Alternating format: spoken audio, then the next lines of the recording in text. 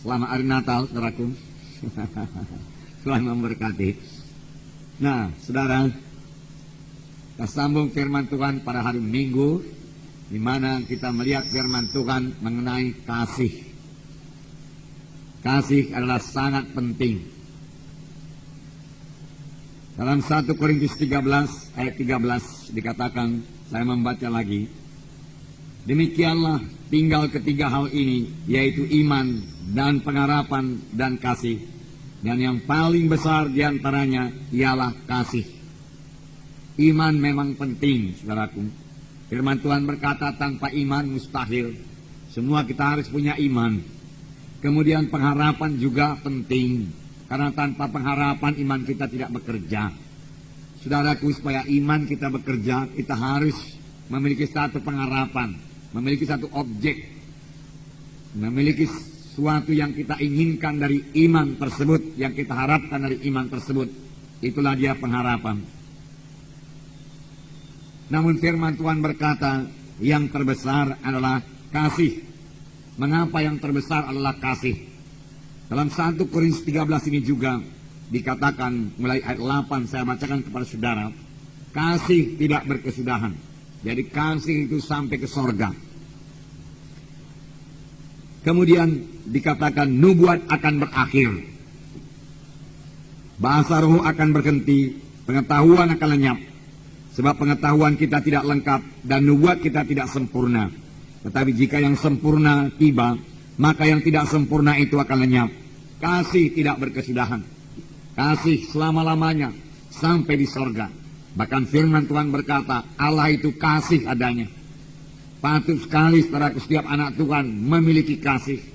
Dan pada hari Minggu kita mendengarkan firman Tuhan, bahwasanya kasih itu saudaraku berkembang. Kasih itu bertumbuh. Sebab kasih adalah buah Roh Kudus. Kita mengetahui satu buah itu saudaraku bisa bertambah besar. Satu buah itu bisa berkembang. Demikian kasih kita saudaraku bisa bertambah. Bisa bertumbuh. Dan memang seharusnya demikian bagi setiap anak-anak Tuhan. Kasih itu harus bertambah. Kasih itu harus bertumbuh. Kasih itu kekal selama-lamanya. Dan firman Tuhan berkata nubuat akan berakhir. Di sorga kita tidak perlu bernubuat lagi. Kita sudah bertemu muka dengan Tuhan Yesus. Tidak ada rahasia yang tersembunyi lagi. Kita mengetahui segala perkara. Jadi saudaraku, nubuat tidak perlu di sorga. Apalagi bahasa roh. Bahasa roh juga akan berhenti. Sekaranglah kita perlu berbahasa roh. Bahasa roh meneguhkan iman kita. Bahasa roh kita berkata-kata dengan Tuhan. Tetapi nanti setelah kita sudah bertemu dengan Tuhan Yesus, saudaraku, tidak perlu lagi bahasa roh. Pengetahuan akan lenyap. Kapankah ini jadi? Bila yang sempurna itu tiba. Apakah yang sempurna itu? Tidak lain daripada Tuhan Yesus. Sempurna adanya. Dan dia akan datang kedua kali. Pada saat kedatangannya kedua kali, saudaraku, semua nubuat akan berhenti. Tetapi kasih kekal selama-lamanya. Oleh sebab itu setiap anak-anak Tuhan, saudaraku, harus memiliki kasih ini dalam hatinya. Amin, saudaraku.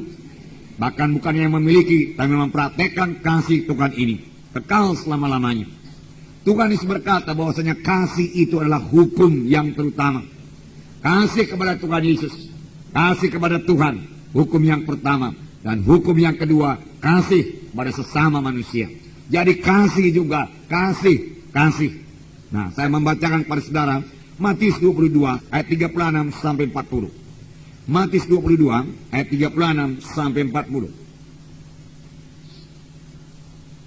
Ayat 36, Guru, hukum manakah yang terutama dalam hukum Taurat?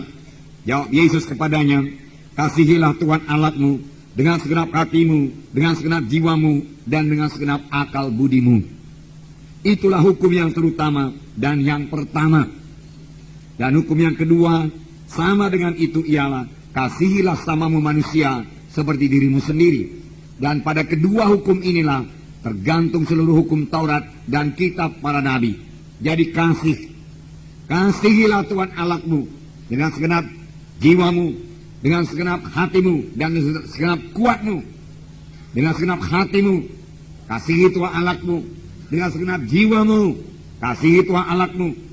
Dengan segenap kuatmu, kasihi Tuhan Allahmu. Inilah hukum yang terutama dan hukum yang pertama.